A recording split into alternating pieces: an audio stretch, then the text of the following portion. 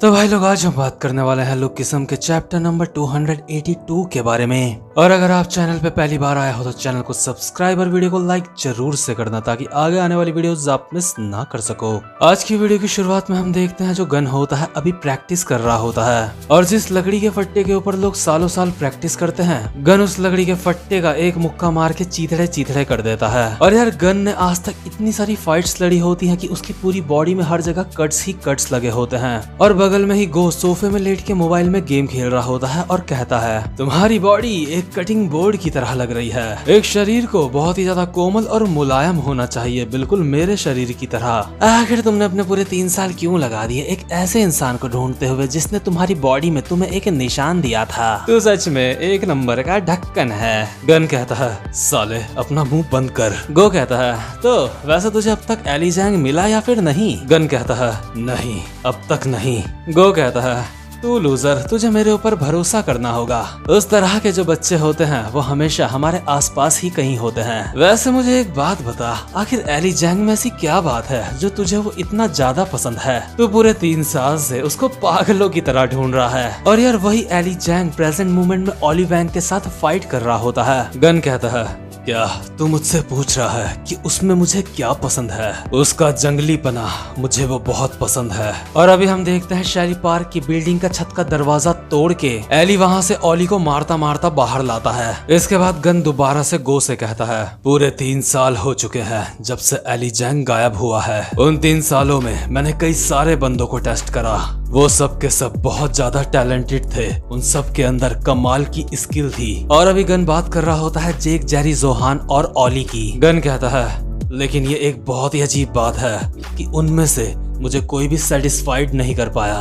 और ऐसा इसलिए क्योंकि जो एली जैंग होता है वो गन को पर्सनली काफी ज्यादा अच्छा लगता है। मतलब कि गन एली से काफी ज्यादा इम्प्रेस्ड है। गन कहता है, एक ऐसा बंदा जो अपने मास्टर को ही अपने सामने शक्तिहीन कर दे, ये बहुत कमाल की बात है और इसीलिए मैं उसको ढूंढ रहा हूँ। और यार सच में उस समय एली ने गन के बजा दिए थे अच्छी तरह से, और गन भी ये बात अच्छी तरह से मानता है कि एली ने उसको बजाया था उस वक्त। और भले ये बात सच हो, लेकिन यार जो गन होता है उसको काफी ज्यादा मजा आया था। इसीलिए गन ने कहा था कि बाकी जितने भी बंदे हैं भले ही वो बहुत ही ज्यादा खतरनाक है, लेकिन वो गन को संतुष्ट नहीं कर पाए हैं। मतलब कि जो गन के अंदर की लड़ने की आग है उसके अंदर बहुत से लोग राख हो चुके हैं, बट एली जैंग थोड़ा सा अलग इंसान था। और अभी प्रेजेंट मोमेंट में हम देखते हैं जो एली होता है वो बिल्कुल उसी तरह से जैसे उसने गन को मारा था अभी वो ओली को मार रहा होता है। एली उछल के सीधा ओली के ऊपर कूदता है और उसके कंधे को काट लेता है। और भले ही ओली को दर्द नहीं होता लेकिन खून तो उसका भी निकलता है। और यार सेम इसी तरह जो एली होता है उसने गन के भी कंधे को काट के उससे खून निकाला था। गन भी उस वक्त एली को देख के काफी ज्यादा हक्का बक्का रह गया था। गन प्रेजेंट मोमेंट में गो को कहता है, वो एक जानवर है, एक ऐसा जानवर जो कभी भी रुकता नहीं है जब तक कि वो अपने शिकार को खत्म ना कर दे। उसके साथ लड़ने के बाद जब मैंने ध्यान से देखा फिर मुझे समझ आया जो भी फाइटिंग टेक्निक्स मैंने उसको सिखाई है वो उसके जंगली पने को और ज्यादा बढ़ा रही है। और ओली और एली की फाइट में हमें यही देखने को भी मिल रहा होता है। एली जंगलियों की तरह ओली को उड़ा उड़ा के मार रहा होता है। एली के अटैक के बाद जब ओली हवा में होता है तो एली हवा में ही ओली के एक लात मारता है जिस वजह से वो बिल्डिंग से नीचे गिर जाता है। बट एंड मोमेंट में जो एली होता है ओली का पैर पकड़ लेता है और उसको गिरने से बचा लेता है और वापस से उठा के सीधा छत के सीमेंट के फरस में दे के मारता है। ओली का हाल बिल्कुल बैट बॉल वाले बल्ले के जैसा हो गया होता है। अभी गन दोबारा से गो को कहता है, उसके पास भले ही अपने दुश्मन को मारने के बहुत सारे चांस हो लेकिन वो ऐसा नहीं करता क्योंकि वो उस सही वक्त का इंतजार करता है जब वो अपने शिकार को अपने हाथों से फाड़ डालेगा।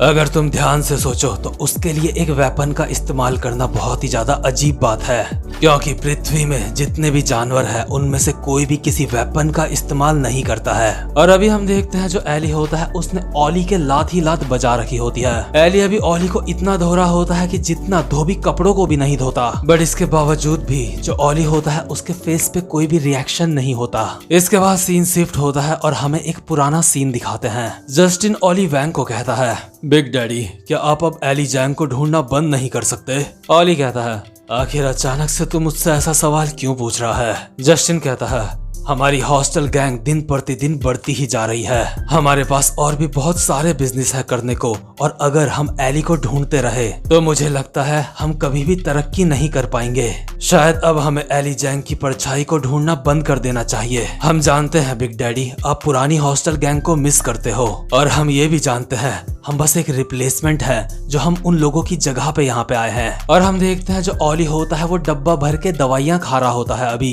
ओली कहता है, तो आखिर तुम कहना क्या चाहते हो? चक कहता है, बॉस हम भी एक फैमिली हैं, आखिर आप एली जैंग को ढूंढने के लिए इतने ज्यादा बेचैन क्यों हो? ओली अब भी दवाइयाँ खा रहा होता है, और हम देखते हैं उसके अगल बगल बहुत सारी दवाइयाँ होती हैं, और ये जो दवाइयाँ होती हैं वो उसकी बॉडी को मेंटेन करने के लिए होती हैं। ओली कहता है, जस्टिन, चक, जब मैं छोटा था मैं तब से ही अपने फेशियल एक्सप्रेशन बनाना सीखा करता था। जस्टिन और चक कहते हैं कि क्या आप फेशियल एक्सप्रेशन बनाना सीखते थे, लेकिन क्यों? ओली कहता है, बचपन में मेरे साथ इतना सारा इमोशनल अत्याचार हुआ था कि उसके बाद मुझे कोई इमोशन फील होना ही बंद हो गए थे।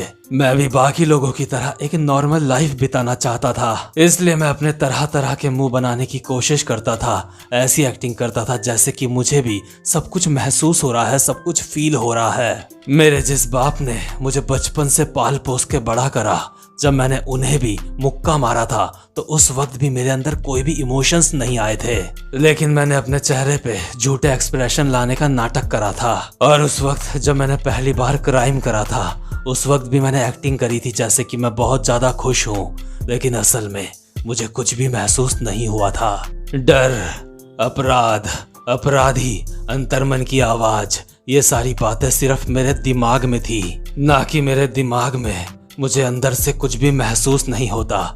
यहाँ तक कि ये बच्चे, मैंने इनके साथ जो कुछ भी करा है उसके बावजूद भी मुझे कुछ महसूस नहीं होता, और इसीलिए मैं एली जैंग को ढूंढ रहा हूँ, क्योंकि वही एक ऐसा अकेला इंसान है जिससे मुझे एक बार डर का एहसास हुआ था। और प्रेजेंट मोमेंट में जो एली होता है वो ओली को बिल्कुल उसी तरह से मार रहा होता है जैसे उसने पहले मारा था, मतलब कि उस वक्त जब ओली को एली से डर का एहसास हुआ था। लेकिन अभी प्रेजेंट मोमेंट में ओली बोल रहा होता है, लेकिन बस और नहीं, मुझे अब तुमसे डर का एहसास नहीं हो रहा है, आखिर ऐसा क्यों है?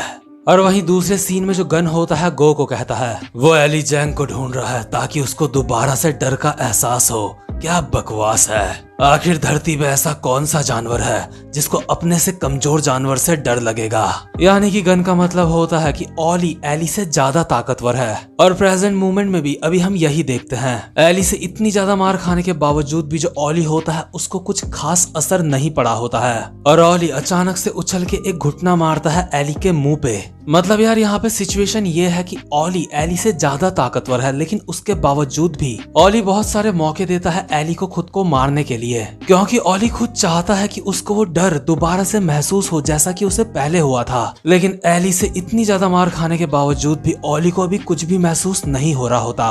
ओली अभी एली को मार मार के उसके घुटनों में ले आया होता है।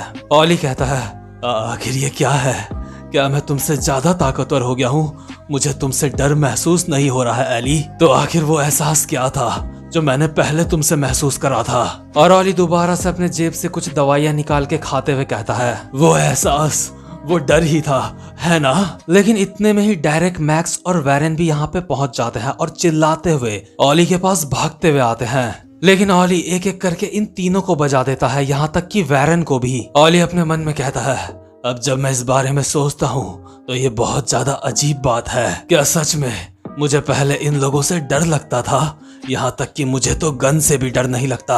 अभी इन तीनों को पेलने के बाद जो ओली होता है शैली के सामने जाता है और कहता है, शैली, मेरी ये जो परेशानी है मुझे इसका जवाब दो। 3 साल पहले जो मुझे एहसास हुआ था आखिर वो क्या था? मुझे ये पता लगा पाना बहुत ज्यादा मुश्किल हो रहा है। मुझे इतना तो लगता है वो जो था वो एक डर का ही एहसास था, लेकिन क्या सच में वो डर ही था? तो इसलिए तुम्हें मुझे जवाब देना होगा शैली पार्क, तुम एक बहुत ज्यादा समझदार हो कुतिया कहीं की। और ओली का दिमाग इतना ज्यादा खराब हो जाता है कि वो शैली के मुंह पे भी एक मुक्का मार देता है, लेकिन इससे पहले यहाँ पे वैरेन आ जाता है। वैरेन ये मुक्का अपने मुंह पे खा लेता है और शैली की आंखों में हाथ लगा के कहता है, शैली अपनी आंखें बंद करो। ओली वैंग हरामजादे, आखिर तेरी हिम्मत कैसे हुई, आखिर तेरी हिम्मत कैसे हुई शैली के ऊपर हाथ उठाने की। शैली कहती है, हे वेरिन, वेरिन क्या तुम ठीक हो? लेकिन तभी अचानक से जो ऑली होता है उसको हैदर की याद आती है और हम देखते हैं उस समय का सीन जब ऑली क्लास में अकेला बैठ के पढ़ रहा होता है। हैदर ऑली को कहती है, हे क्या ये तुम्हारा डेली का रूटीन है? तुम इसी तरह से डेली पढ़ते हो क्या? तुम भी बिल्कुल मेरी तरह हो, जैसे कि हम एक कैद में होंगे। ऑली कहता है, हाँ मैं जानता हूँ, शायद मैंने तुम्हें पहले कहीं देखा है। क्या तुम्हारे पेरेंट्स भी तुम्हें अब्रॉड भेजने की बात करते हैं?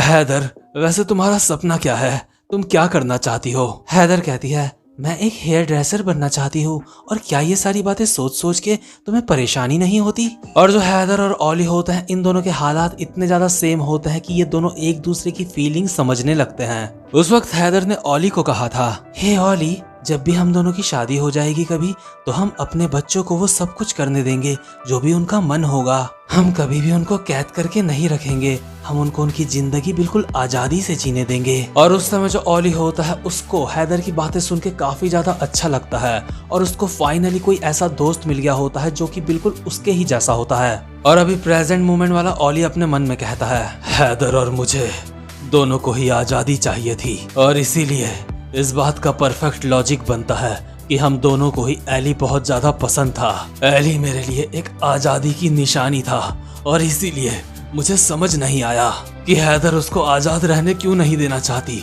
वो उसको क्राइम करने से क्यों रोकती थी। जब हैदर एली को बदलने की कोशिश कर रही थी तो मैं हैदर को रोकने की कोशिश कर रहा था और वो इंसान ऑली ही था जिसने हैदर की मदर को कॉल करके शैली पार्क के अपार्टमेंट में बुलाया था। लेकिन ऑली सिर्फ हैदर को रोकना चाहता था एली को बदलने से, लेकिन सब कुछ बहुत ज्यादा अलग हो गया था। हैदर की मदर ने शैली पार्क के अपार्टमेंट में आके पूरा का पूरा बेड़ा गर्क कर दिया था, सब कुछ बर्बाद कर दिया था। ऑली अपने मन में कहता है, मुझे नहीं पता था कि हैदर प्रेग्नेंट थी। और उस दिन जब एली ने मुझे मारा था, वो जो इमोशंस थे जो मैंने महसूस करे थे, वो इमोशंस जब एली जैंग मुझे छोड़ के चला गया था, मैं अब तक सोचता रहा कि वो इमोशन डर के इमोशन थे, लेकिन वो डर नहीं था। और अभी हमें ये बात क्लियर करी जाती है, जो ऑली वैंग होता है उस समय अपने मन में सोच रहा होता है, आखिर जब हैदर प्रेग्नेंट है ही नहीं तो वो हॉस्पिटल क्यों जा रही है? वो मुझे बेवकूफ नहीं बना सकती, वो दोबारा से झूठ बोल रही है, मैं जानता हूँ। लेकिन साथ ही साथ में जो ऑली होता है उसके मन में ये भी ख्याल आ रहे होते हैं कि क्या होगा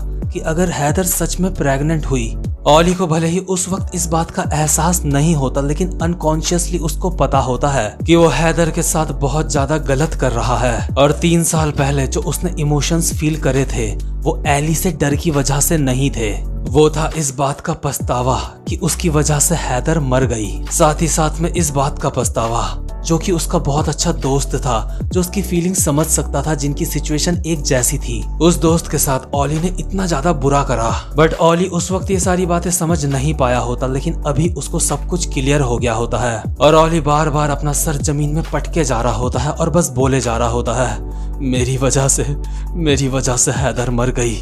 जिस इंसान ने मुझे मेरे पिंजरे से आजाद करा था वो एली नहीं, वो हैदर थी।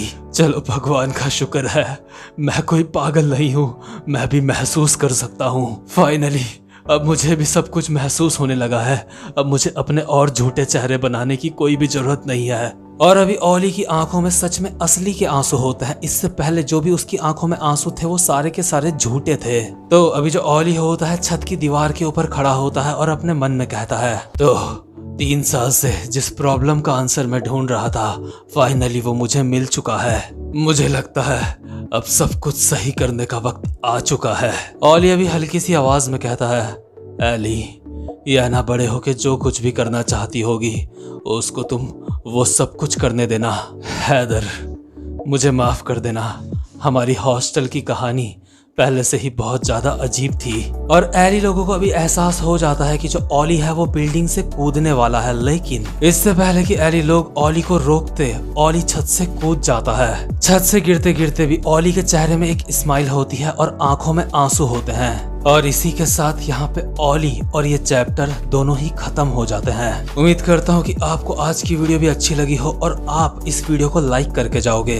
और आप चाहो तो मुझे इंस्टाग्राम में भी फॉलो कर सकते हो। आपसे पहले भी कई सारे सब्सक्राइबर्स मुझसे इंस्टा में जुड़े हुए हैं और जब कभी भी मुझे टाइम मिलता है तो मैं कोशिश करता हूँ हर किसी का रिप्लाई देने का। तो भाई लोग, इंस्टाग्राम आईडी का लिंक आपको डिस्क्रिप्शन में मिल जाएगा। और अब मैं मिलता हूँ आपसे अपनी नेक्स्ट वीडियो में, तब तक के लिए गुड बाय।